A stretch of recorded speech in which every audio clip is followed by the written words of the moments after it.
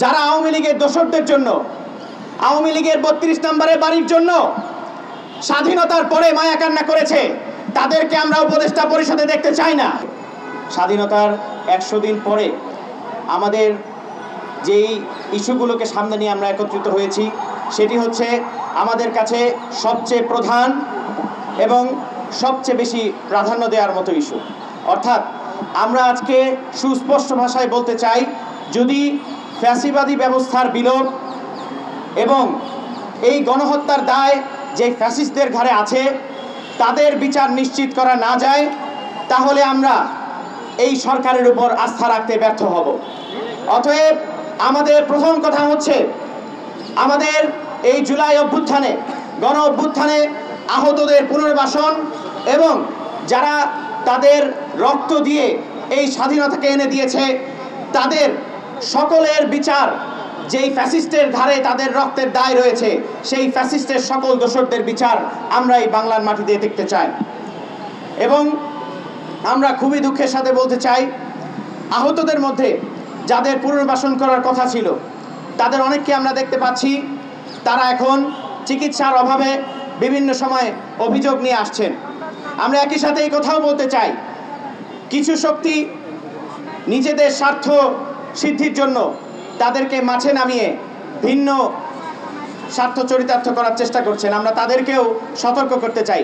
একই সাথে সরকারের কাছে আহ্বান জানাতে চাই, আমাদের প্রথম প্রাধান্য হিসাবে, প্রথম কাজ হিসাবে আমরা আমাদের আহতদেরকে তাদের সুচিকিৎসা নিশ্চিত করা এবং তাদেরকে পুনর্বাসন করার নিশ্চয়তা চাই।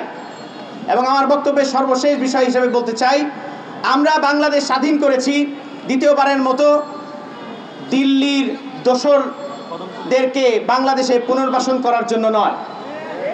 অতএব আমরা যদি আমাদের উপদেষ্টা পরিষদে এমন কোনো ব্যক্তিকে দেখতে পাই যারা আওয়ামী লীগের দোসরদের জন্য, আওয়ামী লীগের ৩২ নম্বরের বাড়ির জন্য স্বাধীনতার পরে মায়া কান্না করেছে, তাদেরকে আমরা উপদেষ্টা পরিষদে দেখতে চাই না।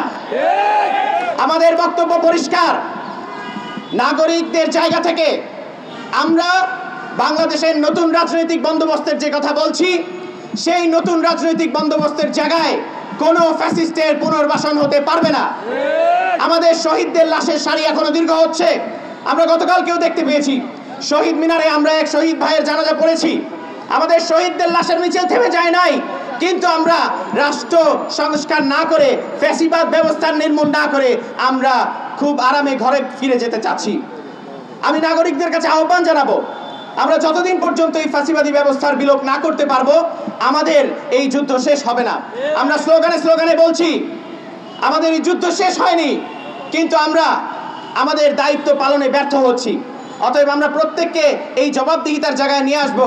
ঠিক যেমনি ভাবে ৫ই আগস্টের আগে সকল বিভাজনকে পিছনে ফেলে আমাদের দেশের প্রতিটা শক্তি, প্রতিটা রাজনৈতিক দল একটা জায়গায় এসে এই ফ্যাসিস্টকে আমরা হটিয়েছি, আমরা ঠিক আবার সেই একতাবদ্ধ জায়গায় এসে জাতীয় ঐক্য তৈরি করে বাংলাদেশকে নতুন রাজনৈতিক বন্দোবস্তের জায়গায় নিয়ে গিয়ে ফ্যাসিস্টের সকল উপাদানকে নির্মূল করে নতুন বাংলাদেশ একত্রে গড়ব ইনশাআল্লাহ।